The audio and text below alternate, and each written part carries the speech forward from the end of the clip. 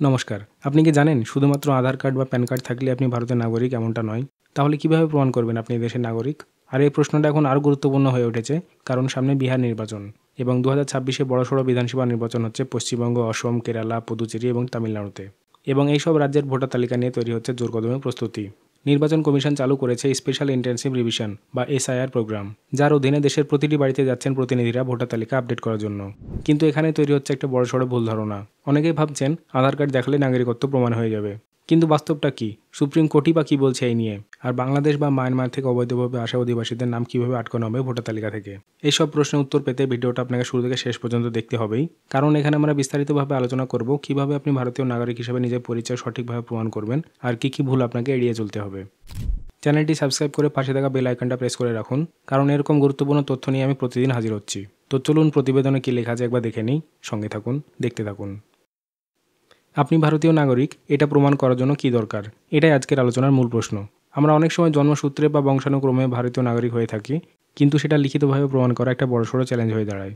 বিশেষ করে সরকারি নথিপত্রের কাজ, আধার কার্ড সংশোধন, ভোটার তালিকায় নাম ওঠানো কিংবা পাসপোর্ট তৈরি, এসব জায়গায় প্রায়শই নাগরিকত্ব সংক্রান্ত তথ্য বা প্রমাণ চাওয়া হয়। তাহলে আপনি যদি জানতে চান আমার কাছে কী কী ডকুমেন্ট থাকলে আমি ভারতীয় নাগরিক হিসেবে নিজেকে প্রমাণ করতে পারবো, তাহলে শুনে রাখুন।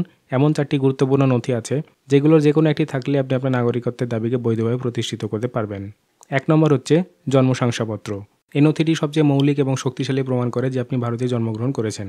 জন্মের সময় হাসপাতাল বা পৌরসভা বা পঞ্চায়েত অফিস থেকে ইস্যু করা এই শংসাপত্রে আপনার জন্মস্থান, জন্ম তারিখ এবং আপনার বাবা মায়ের নাম উল্লেখ করা থাকে, এবং এই তথ্যগুলি একসঙ্গে প্রমাণ করে যে আপনি জন্মসূত্রে ভারতীয় নাগরিক।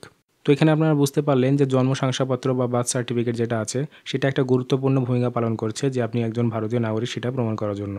তো যাদের জন্ম 2090 সালের পরে তাদের আশা করা যায় মোটামুটি জন্ম সার্টিফিকেট থাকতে পারে, কিন্তু যাদের জন্ম সার্টিফিকেট নেই, অর্থাৎ 1990 সালের আগে যারা জন্মগ্রহণ করেছেন, যাদের জন্মের শংসাপত্র বা বার্থ সার্টিফিকেট নেই, তো তারা কী করবেন? তাদের জন্য অন্যান্য অপশান রয়েছে। চলুন আমরা নেক্সট পয়েন্টে চলে যাই। দেখুন এখানে 2 নম্বর লেখা আছে পাসপোর্ট।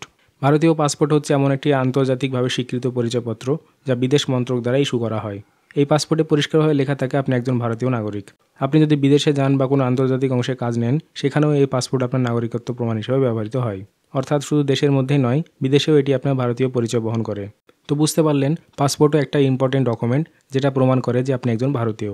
তো এই বার্থ সার্টিফিকেট কিংবা পাসপোর্ট যদি আপনার কাছে থাকে তাহলে আপনার চিন্তার কোনো কারণ নেই, কারণ আপনি খুব সহজেই প্রমাণ করতে পারবেন যে আপনি একজন ভারতীয়। তো এখানে বলে রাখি, পাসপোর্ট আমরা কী জন্য তৈরি করি? বিদেশে ভ্রমণ করার জন্য বা বিদেশে কোনো কাজের জন্য। তো সবাই তো আমরা বিদেশে যাই না বা বিদেশে কাজ করতে যাই না, তো সেই জন্য আমরা অনেকে পাসপোর্ট তৈরিও করি না। তো এখানে আমাদের যদি পাসপোর্ট না থাকে বা আমাদের বার্থ সার্টিফিকেট না থাকে তাহলে আমরা কি করব? তো তাদের জন্য অন্যান্য অপশান রয়েছে। চলুন এবার দেখে নিই বার্থ সার্টিফিকেট কিংবা পাসপোর্ট ছাড়া আর কোন কোন ডকুমেন্ট আছে যেগুলো প্রমাণ করে যে আপনি একজন ভারতীয়। তো চলুন চলে যাই তৃতীয় পয়েন্টে। দেখুন তৃতীয় পয়েন্টে লেখা রয়েছে জাতীয়তা শংসাপত্র বা ন্যাশনালিটি সার্টিফিকেট। অনেক সময় এমনও হয় যে জন্ম শংসাপত্র বা পাসপোর্ট সহজে পাওয়া যায় না। সেক্ষেত্রে জাতীয়তা শংসাপত্র অত্যন্ত গুরুত্বপূর্ণ ভূমিকা পালন করে। এটি সাধারণত রাজ্য সরকারের তরফ থেকে অথবা জেলা স্তরের কর্তৃপক্ষের মাধ্যমে ইস্যু করা হয়। কিছু বিশেষ ক্ষেত্রে, বিশেষ করে বিতর্কিত নাগরিকত্ব পরিস্থিতিতে, স্বরাষ্ট্র মন্ত্রকও এই জাতীয়তা শংসাপত্র প্রদান করে থাকেন। এটি একটি লিখিত স্বীকৃত যে আপনি ভারতীয় নাগরিক। 4 নম্বর পয়েন্টে চলে আসি। দেখুন 4 নম্বর পয়েন্ট কী রয়েছে?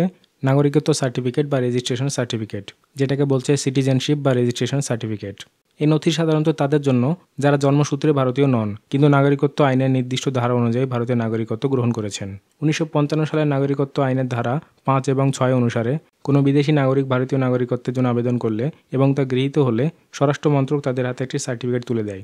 এটি একটি গুরুত্বপূর্ণ সরকারি দলিল যা বলে দেয় আপনি এখন ভারতীয় নাগরিক। এই 4টি নথি, জন্ম শংসাপত্র, পাসপোর্ট, ভারতীয় শংসাপত্র এবং নাগরিকত্ব সার্টিফিকেট, এর যে কোনো একটি আপনার হাতে থাকলে আপনি নিজেকে ভারতীয় নাগরিক হিসেবে প্রমাণ করতে পারবেন। তাই এই প্রতিটি ডকুমেন্টই খুবই গুরুত্বপূর্ণ। যদি এখনও আপনার কাছে নথিগুলো কোনোটি না থাকে তাহলে যত তাড়াতাড়ি সম্ভব এগুলোর জন্য আবেদন করুন, কারণ নাগরিকত্বের প্রমাণ শুধু কাগজে নয়, জীবনের প্রতিটি গুরুত্বপূর্ণ সিদ্ধান্তে একটা অপরিহার্য অস্ত্র হয়ে দাঁড়ায়। তো এই ছিল আজকের ভিডিও। আশা করি ভিডিওটি আপনাদের ভালো লেগেছে ও হেল্পফুল হয়েছে। যদি ভিডিওটি ভালো লেগে থাকে অবশ্যই ভিডিওটিকে একটি লাইক করে দেবেন, এবং আপনার প্রতিবেশী যারা আছেন যারা এই বিষয়গুলি জানেন না তাদেরকেও ভিডিওটি অবশ্যই শেয়ার করে দেবেন। আশা করি আপনারা সকলে ভালো ও সুস্থ থাকবেন। ভিডিওটি দেখার জন্য আপনাদের সবাইকে অসংখ্য ধন্যবাদ।